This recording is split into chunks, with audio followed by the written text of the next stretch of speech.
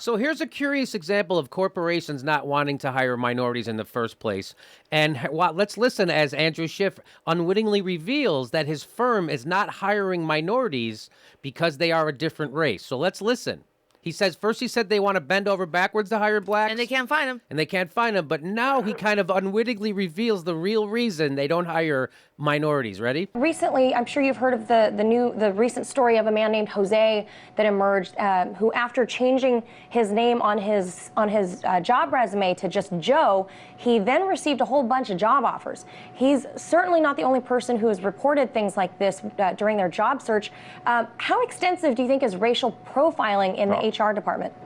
So there you go. So there's a guy, she brings up, there was a guy who was named Jose, couldn't get a job interview, switches his name to Joe, gets a bunch of them. She asks him about that. Here we go.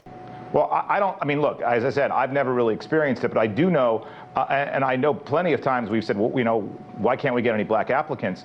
So he's never experienced something like that happening. The thing she just said, he's never experienced that. This is what he just said. Hey, here we go. But I do know that many employers are particularly sensitive to lawsuits. We have a very, very litigious culture, and I do know for a fact that every time, many times, much higher extent, a minority employee is let go, the odds of getting sued are much, much, much higher, because it's very, very easy to claim racial discrimination. So that may create a reverse bias. That may create a reverse bias. A reverse bias. That's not a reverse bias. That's a bias. That's a bias. You're not that the reverse bias would be if the black guy was somehow suppressing or oppressing the corporation. The bias, the straightforward bias, is the corporation institutionally keeping out black people. Right. That's the bias. So listen to this mental gymnastics he does, or these word salad. An unintended bias by a part of the employer. An unintended bias. Oh, they can't help themselves. Unintended. Who may not have been racist to begin with, but now they know, just from a dollars and cents points perspective, that they hire this employee and it doesn't work out.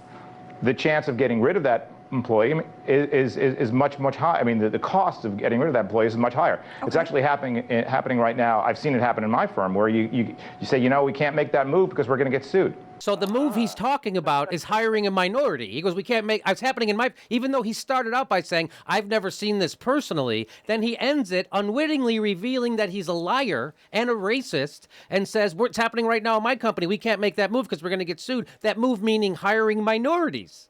But can't they sue? Can't the people doing the hiring sue for physical injury after they've been bending over backwards so much and it hurts their spine? And you know how corporations always get taken to the cleaners by penniless minority workers. Yeah. Who have been fired. You know how corporations have no resources to fight them and crush them. You know who always wins against corporations? It's the penniless minorities. They always win.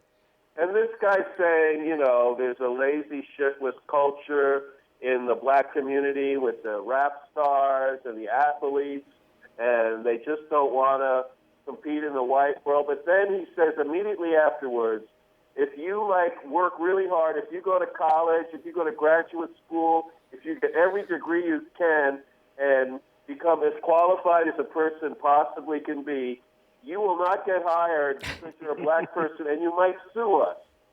That's exactly what he just said, Frank. Yeah. He just said it. It's almost as if he's racist. It's almost as if he's racist, isn't it? They're suing because that's what their gangster role models have taught them. Yeah. Yeah, their gangster role models have taught them to use the legal system. This guy makes a good point. It's a real tragedy how black people have the corporations by the balls. Oh, don't they ever. Yeah. Oh, don't they ever. Well, what he says is that it's an intended racist hiring policy of not hiring minorities. You don't believe me? Trust me. We do this at our firm. And he is admitting in that example, he is admitting that it's harder for black people, for qualified black people, to get jobs, hired, which is the exact opposite of what he was trying to say. What he was trying to say. So what about the ones who don't take welfare and don't idolize gangsters and have discipline in their houses and actually get up and work full-time jobs every day, all day, for very little money? What about those people? Should we pay them more to incentivize them to work more and harder and reward them with a livable wage? Should we do that? Here's what he says. Especially, if as they're looking to raise the minimum wage in this country to $15 an hour for fast food workers, for instance, that'll be a devastating effect on marginally skilled minority, particularly young workers who will find themselves priced out of the labor market, and then that will greatly add to the unemployment rolls. Yeah, they're going to be priced. So if minimum wage workers get a raise and they raise their minimum wage, they're all going to get priced out of the market. So there'll be when you go to McDonald's, there won't be anyone there. When you go to Walmart, there will be no one stocking the shelves. It makes sense. It makes sense. Look, if you just pay them less, they'll want to work more. They'll want to work more. It's the opposite of what they say about rich people and taxes. You have to cut rich people's taxes so they'll want to invest, so they'll want to stay in your state, so they'll want to do things. You have to give them more money for them to do things. But poor people, if you give them more money, you're just screwing them over. That's according to this guy. So if they're working full time every day, you can't give them a livable wage. The whole minimum wage issue has made fast food places so uncertain. I can't even go to Arby's anymore. He's saying that the corporations and employers who employ people who work minimum wage jobs right now, that they're not really necessary. Because if they raise the minimum wage, they'll just get rid of those workers. That's what he's saying. So he's also, by that logic, he's implying that the corporations who employ minimum wage workers today are doing it out of the goodness of their hearts because they don't really need them. And if they raise their wage, they'll just get rid of them because I guess they're doing work that isn't needed in our economy. You know how corporations like to hire people to do work that isn't needed. Sure. Yeah. That's what these people like to say. Okay, so he goes on. He's got more to say. Here we go. The National Law Center did a study across various demographics, and it revealed that the problem was not necessarily one of education. Rather, it showed that black women disproportionately held jobs in the public sector more than any other demographic. That's within jobs in the public sector. Does this mean, though, that private sector jobs are not really adopting the motto of equal opportunity employer? Or what does that say to you? Okay, so I'm going to give you a little background. So because he's lying when he answers this question. The labor market recovery masks the stark difference.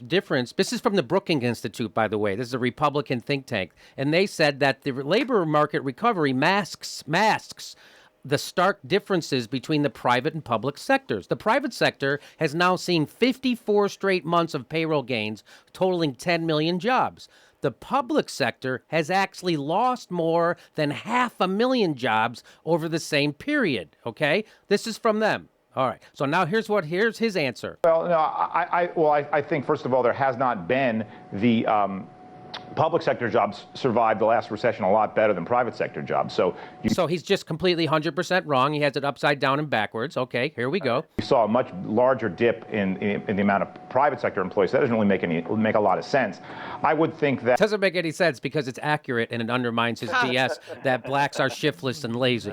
So it doesn't make a lot of sense because we all know blacks are shiftless and lazy, and even if they do get jobs, we should pay them non-livable wages because they're going to sue you.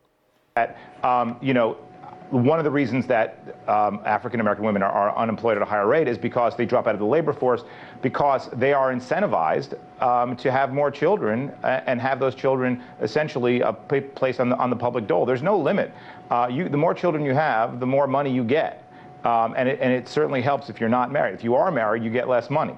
So I think that's definitely part of the mechanics here. Now, why that doesn't take an effect into white culture? I think because they're white. That's why it doesn't affect. So he just says that welfare incentivizes black women not to work to have more kids. But it doesn't incentivize white women who would also be incentivized to not work. No, it doesn't because Whitey has a better work ethic than Blackie. Well, that's what he's saying, right? Why can't blacks overcome our racist hiring practices? Probably because they come from single-parent households.